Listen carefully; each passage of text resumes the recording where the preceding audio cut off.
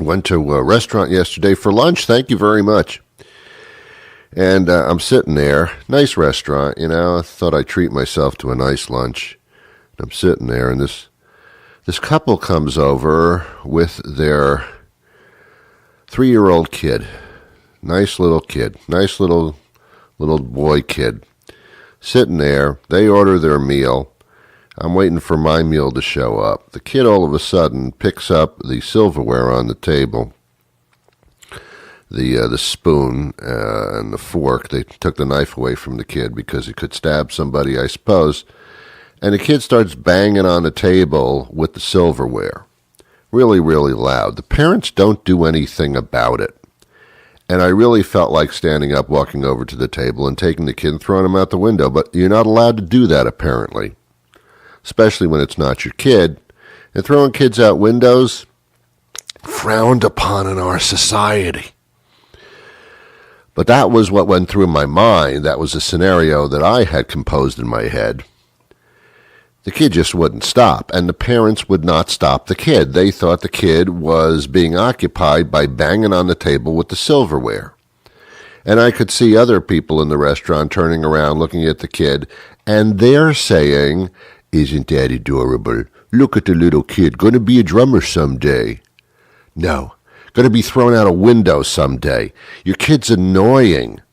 I at least stop the kid from drumming on the table while I'm paying money to sit here and eat this food. Then I started wondering, is there something wrong with me? Why is everybody else just putting up with this? Why am I so annoyed that this kid is banging on the table incessantly? And that's when I started thinking, maybe I'm a little too picky. Maybe I shouldn't be throwing the kid out the window. Maybe I should start banging on the kid's head with his own silverware. But again, you're not supposed to do that. I read in a book you're not supposed to do that with children. I don't know. I don't get it. On the air everywhere, this is New England Broadcasting. Welcome to the Ron Van Dam Show. Hold on tight. Things can get a bit weird, if you like that sort of thing. Oh, the kid is still on my mind. Whatever.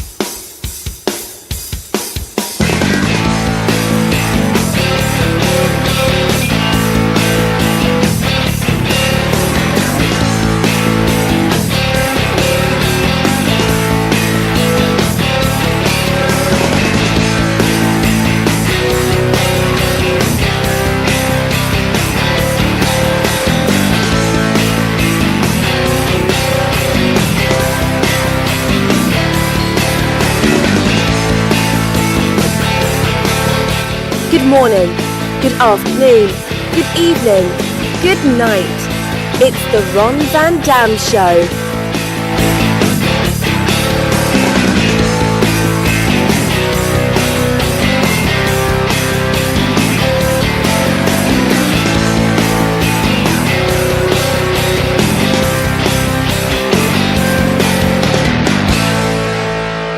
Sit back, relax, grab a cup of coffee, a cup of tea, whatever your liquid libation may be in the morning, and join us as we take a look at the world around us. As much as it's a pleasure to be with you, the pleasure is actually all yours. And now, here's your host, Ron Van Dam. Thank you very much, Julie. Thank you. Don't get me wrong now. I'm not a nasty person. I would never throw a little kid out the window because they were banging their silverware on a table when I'm trying to eat my lunch and spending a lot of money, more than I should, just to put food in my mouth and have it regurgitate. I'm not like that. I'm not like that. Didn't really bother me that much. It's not the kid. It's not the kid. Children will be children. It's the parents that aren't doing anything about the kid. It's this lenient parent thing these days. Now, my father, every once in a while, would basically whip my ass. I mean, not in a boxing ring with gloves. We never went 10 rounds. But if I did something really wrong, my father would lose it. And he would take me and bend me over his knee in half and take a little block of wood, and he would very lightly tap me on the ass until it bled. So he only did that like twice, and I don't remember what I did that was so egregiously wrong that would drive him to hit me with a block of wood. Now, you're probably saying, oh my God, Ron, you were physically abused. No, I was brought up in a time when that's what happened. And, am I damaged because of that? Sure. Listen to me do the show. I'm totally damaged. Now, you're not supposed to touch your children in any way, shape, or form. At all. Isn't it time to change the child's diaper? I can't touch the child. I'm not allowed. What are we going to do? I don't know. No one explained this to me. Can't touch the child. Can't touch the child at all. You can't scold the child either. You can't scold it. You can't. No, don't do that. No. The child will cry. Oh my God, the child might cry. Wetness might come out of the tear ducts of the eyes of this little human being. You don't want, that could be scarred for life. Bobby, why are you so sad?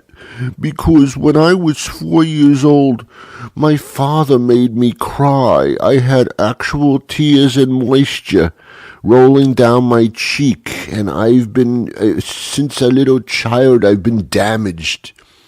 I'm damaged. Damn it, I'm damaged. I don't get it, man. Now, you shouldn't hit children. You shouldn't hit any human beings at all. But you can threaten them with their life, can't you? No, you can't. I don't understand the rules anymore. I mean, my father would always say before he smacked me with the piece of wood, he would always say, Ron, that was my name back then. He said, Ron, this is going to hurt me more than it's going to hurt you. And I always said to him, I doubt that greatly because I'm not going to hit you with a block of wood, so this might hurt me a little bit more.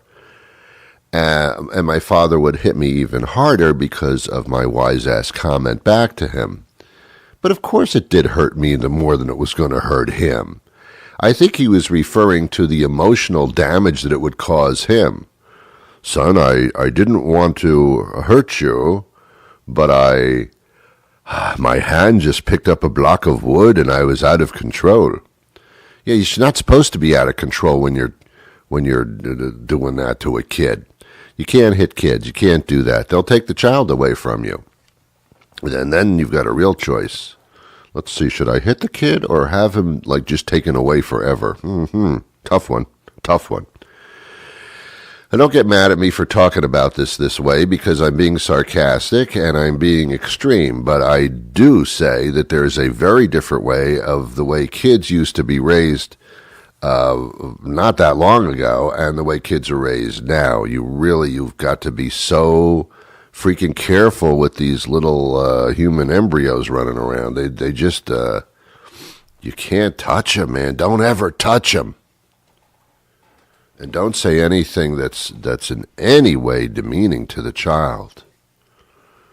I remember when I was 5 years old, my mother called me an idiot. Wow. Seriously? What a horrible thing. Yes, I know. And I've carried that with me all of my life. I really think I'm an idiot. You know why?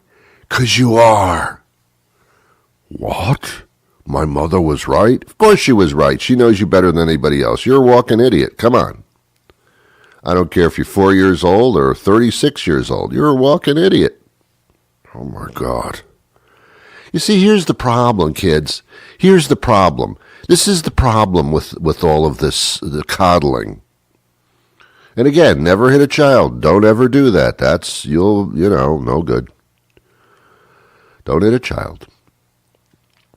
However, here's what you don't understand. When the child grows up and goes out into the world, the big world, where they're looking for a job and they're making friends and they're running into people and they're having social interactions, you've got to teach them that not everybody is going to like you. Some bad things are going to happen. Someone may even touch you. Well, I've never been touched. No, someone may touch you in an unfavorable manner. Not everybody that touches you is going to hug you and love you. Some people are going to hate your guts. And you better learn that. That's part of parenting. Things are going to go bad sometimes. Sometimes things aren't going to go your way, let's put it that way. Someday somebody might call you an idiot, and you're going to have to learn how to deal with that, with those emotions. Yeah, well, I don't want my parents to call me an idiot. Well, somebody's got to, because you are. You got to deal with this. You see, when you're seasoning a kid for adulthood, you have to, it's better if it comes from you. And I got to tell you, my child, you're an idiot. Oh, my God, I can't believe my mother said that to me. I remember when I was a little kid. I cannot remember in my head what I did wrong. See, that's the message that I'm trying to give out. I know my father hit me a couple of times in the ass with a block of wood. My mother never hit me because she could never catch me. We had a large dining room table because we loved to eat. We had a large dining room table, and if my mother was angry at me, and I would just run around the dining room table, and she could never catch me. She could never catch me. If she started getting smart and started running around the dining room table to catch me in the other direction, I would change directions. She never thought that was a possibility on my part. She was never able to catch me. That's probably one of the times that when my father came home, he smacked me with a piece of wood. I think I was guilty of running away from my mother around the dining room table. I think that warranted being smacked in the ass with a piece of wood. I don't know. And I don't remember why. I don't remember what I did wrong. And isn't that part of the message? Isn't that supposed to be the deal? This is what you did wrong, and it's not acceptable, and I'm punishing you accordingly. But I don't remember that. I just remember the punishment, not the reason for it. Kind of counterproductive, don't you think? So I don't know. But it's tough to raise kids. There's so many different methods of raising kids, too. I mean, God, you got to be careful what you do with your child. If you're going to put your child in a cage, make sure the key isn't left near the door. Things like that. Anyway, of course I'm kidding. Of course, kids they're precious little things. They're tiny little bodies with large heads that know every single way to get on your nerves, make you crazy, and tempt you. They know exactly what they're doing. They're manipulative. It's all about them, by the way. Have you ever noticed that with kids? It's all about them, like, I want a cookie. And I. It's all about them. I want to learn how to speak. It's just really, I want to make a mess. I want to go to bed. I. And it's never about the parents. Never about the parents at all. It's very, very difficult. Very, very. It's a big stress in life. Fortunately, it only lasts for, maybe 15 years. Maybe 15 years to raise a child to the point where they're off on their own and they can fly away from the nest. After that, they have formed to be their own stupid people.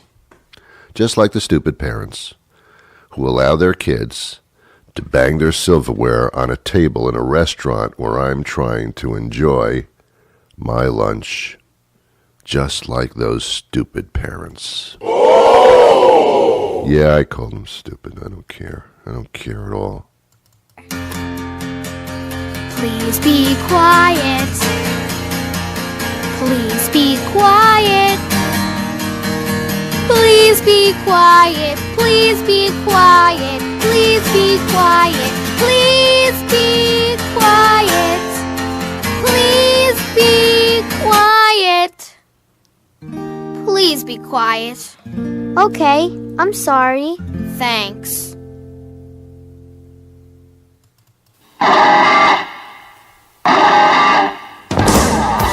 You're listening to The Big Show with Ron Van Dam.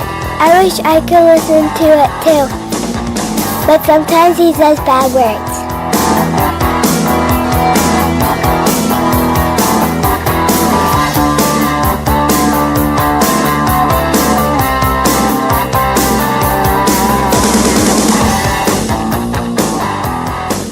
I hope you understand that was just a routine.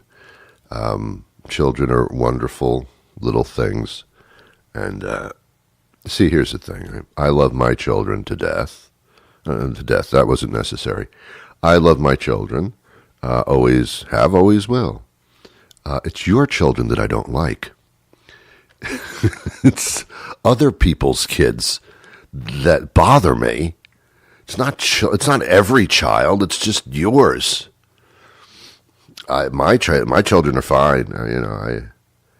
I never touched them.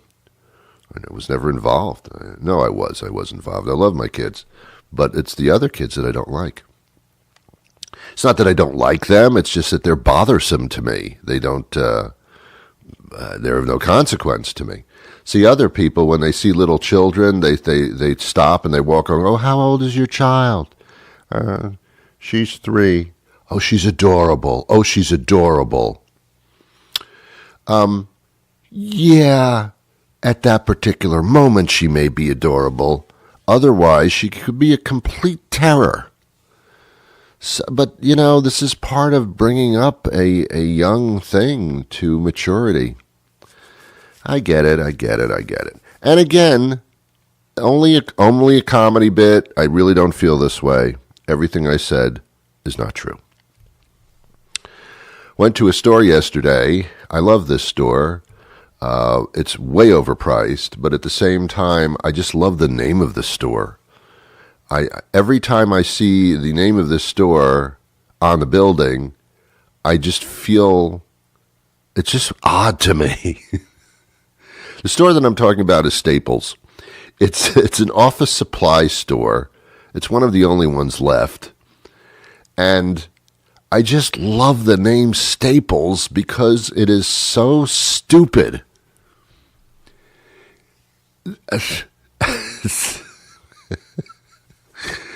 I mean, there's an Office Depot. I think there was. I don't know if there still is. That makes sense. You're shopping for stuff in an office. This is the depot to find it. I get that.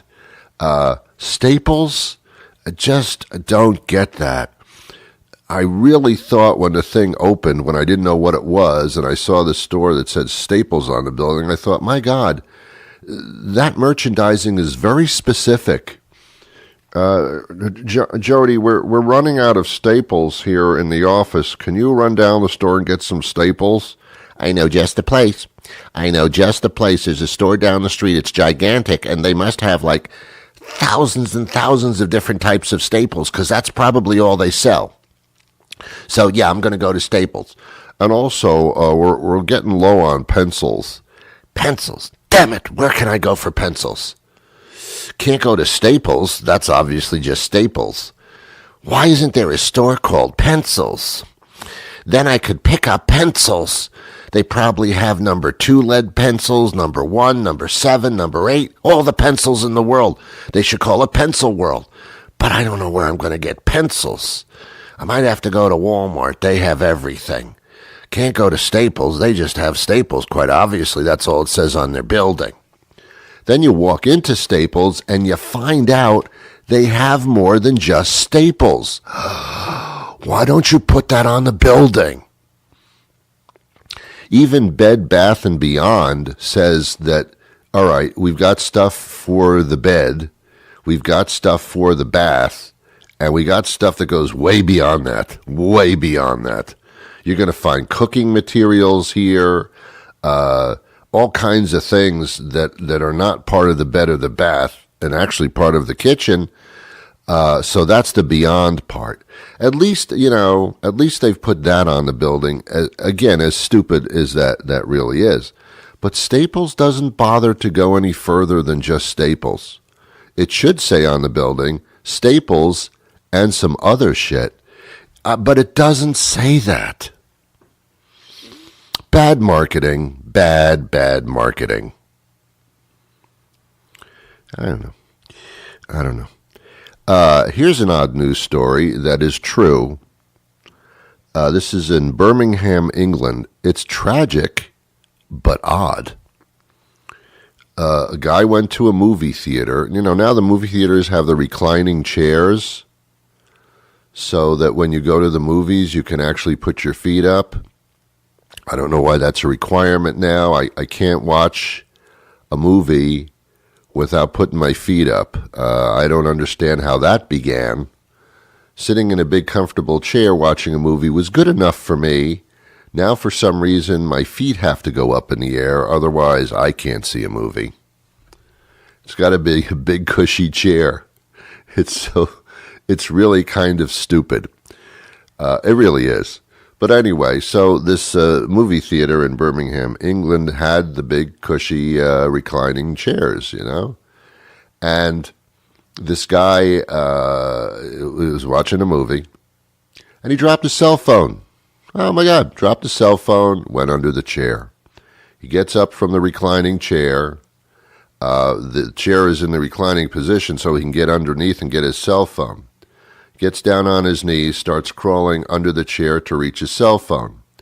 For some reason, as he's doing that, some mechanism in the chair causes the chair to unrecline back to a regular chair position, to an upright position, and the guy gets his head trapped under the reclining chair. He can't get it out. Other people run over because he's screaming. He's saying, I'm stuck, I can't get out.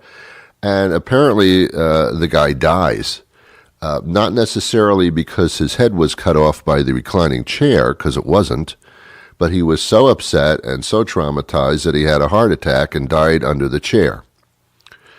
I guess what I'm trying to say is, don't do that. You could die under the chair. I'm just saying. Look, you know, I do this show for many, many reasons, basically to live and pay my bills. But if out of this comes a warning to you where your life is made safer, like don't stick your head under a reclining chair in a movie theater or you could die of a heart attack, then I have really done my job. Otherwise, I've not done my job. Anyway, we're going to take a quick break, and when we come back, our guest is going to join us. So please, just hang on. Don't go anywhere. Just chill out. Just wait a minute.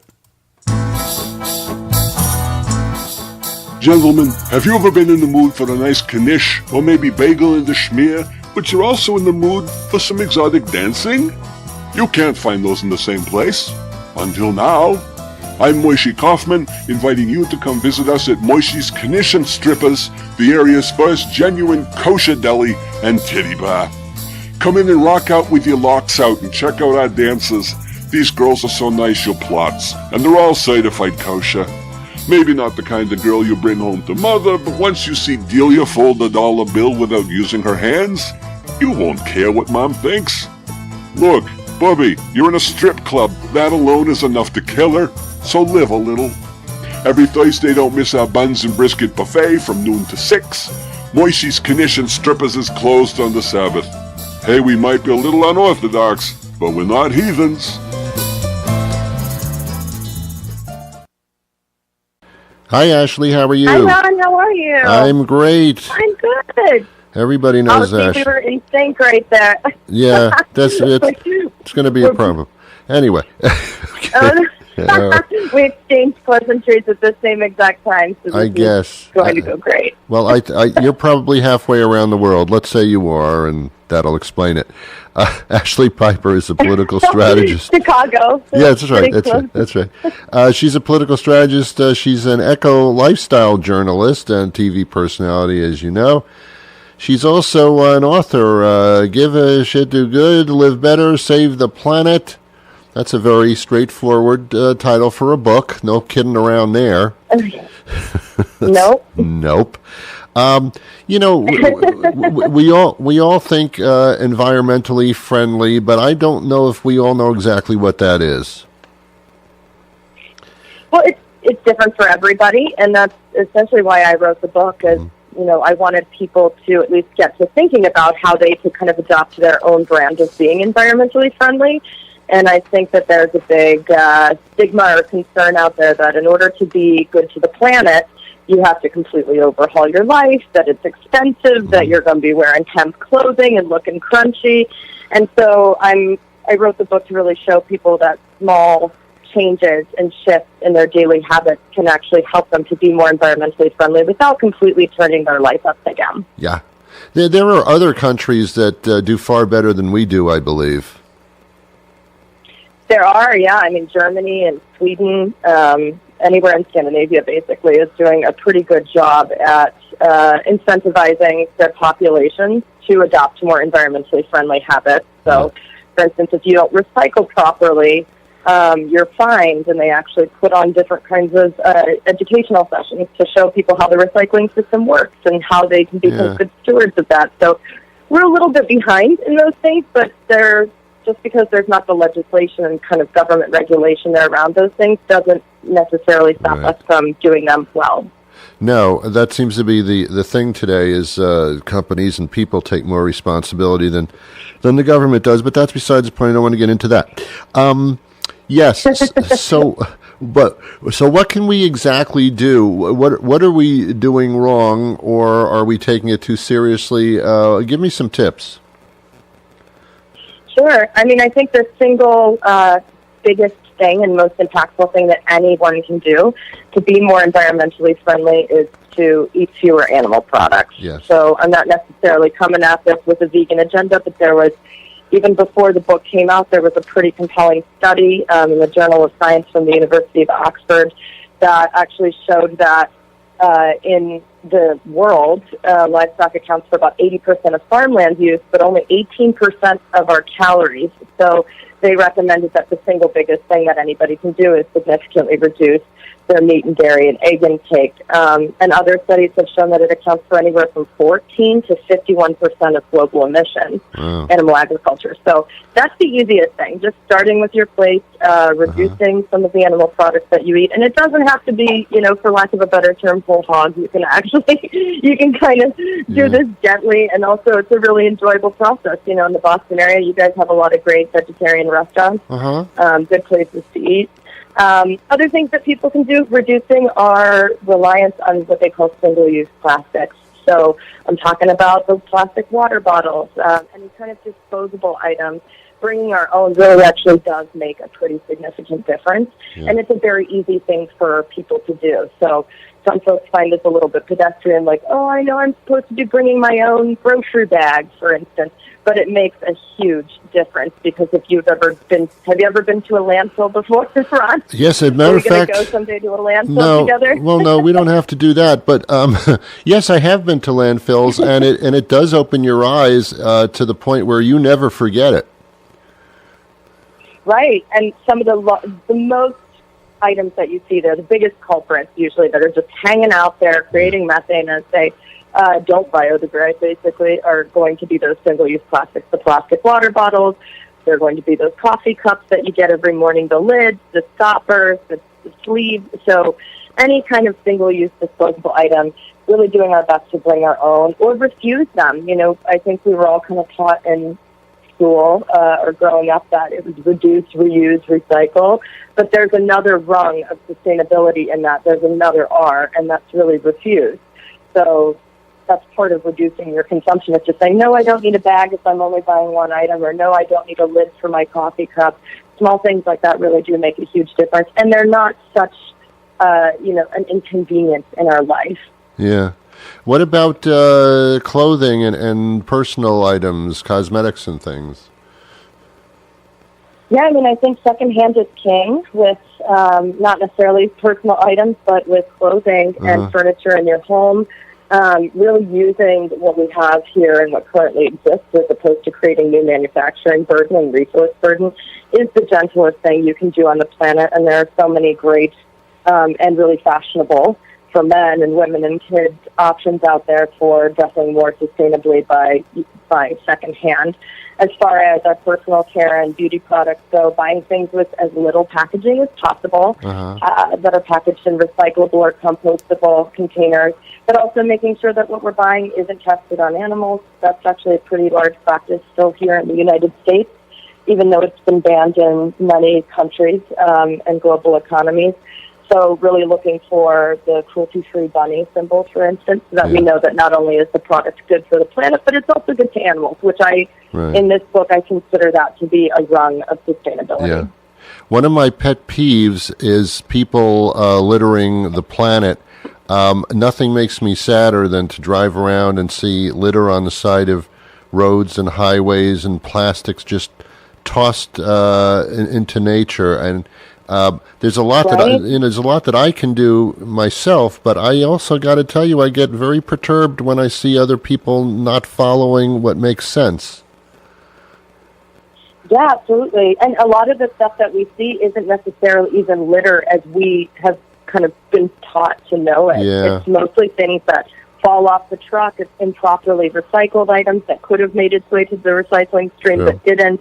And I'm with you. I mean, there's that whole kind of trend of plogging now that people are doing. Have you heard of that? Where people are going on their runs or hikes and they're picking up trash as they go along. Well, that's good. And it's like a form of exercise that people are doing. So if you're looking for some weekend plans, you can always go plogging and not feel as perturbed. Yeah, well, it's better than going swimming. Now, there's lists and lists of suggestions that you have, and actually some products that are very environmentally friendly and go out of their way to be so. Where can we find this list or these ideas? Yeah, so there's my website, ashleepiper.com, Ashlee with 2 E's. I have what we call the Little Black Book. That's essentially companies and products that I personally really believe in. It's not a paid site or anything. These are just things I've been using for 20-plus years that really work in helping to ease the transition to living more sustainably. Yeah. So that can be the URL, so that can be found in the book. And you can, if you don't have the book, you can just go to ashleepiper.com and find links there. That's excellent. I've traveled to Europe quite a few times, and it's so much cleaner, and people are so much more in tune to what you're talking about here. And it's in a sense it's sad, but on the other hand, it's exciting about what you really can do. And a lot of what you're mentioning actually makes you healthier and makes your environment actually perk up and your surroundings nice. So it's kind of, you can do it for personal reasons and therefore be helping everybody. Absolutely. You've hit the nail on the head. There are so many wonderful reasons and payoffs to living in a more sustainable way. Yeah. It's no longer the inconvenient thing that it used to be. I know that they're finding people to go to Mars to habitate it and all that kind of stuff, but I don't know if that's the answer to this. Yeah, I think that feels like, believe it or not, I never thought I'd say about going to Mars, but the easy way out, right? Instead of just fixing the problem that we've created. I know. Just finding another place to live, and that's not, I don't know actually how feasible that is on a large scale. So I know. I think, if given the two choices, maybe delay your trip to Mars and implement some of the tips in the book. Yeah, and the hotel prices up there are ridiculous. They're crazy. They're crazy, man. Why would you want? Hey, you can't find a good Airbnb there. No, your life. Well, not yet. Maybe soon. Ashlee, fun talking to you. One more time, that place we can go. AshleePiper.com, ASHLEEPIPER. Great, and then pick up the book, Give a you-know-what, Do Good, Live Better, and Save the Planet. Always fun to talk to you. Thank you so much. Thank you, Ron. Have a wonderful day. Take care. Bye-bye. Bye-bye. Well, there you go. That was fascinating. I thought it was fascinating. It was fascinating for you. It was fascinating for me. Well, we're just about out of time for today. I really hope that you have a wonderful day, and I hope that this experience that we've shared together has become impactful on your life so that decades later you'll say to yourself, oh, I remember that show with Ron Van Dam. What a wonderful period in my existence. What what a fine, fine education and experience that was. God bless Ron Van Dam and his wonderful ways and his niceties and all the wonderful thing he does for humanity. And he's just really the most wonderful person I've ever really encountered in my entire life. Yeah, you do that. And join me the next weekday that comes up. I'll be here. You too? Huh? Come on, say yes. Come on, say yes. Come on, make me happy, say yes. Come on.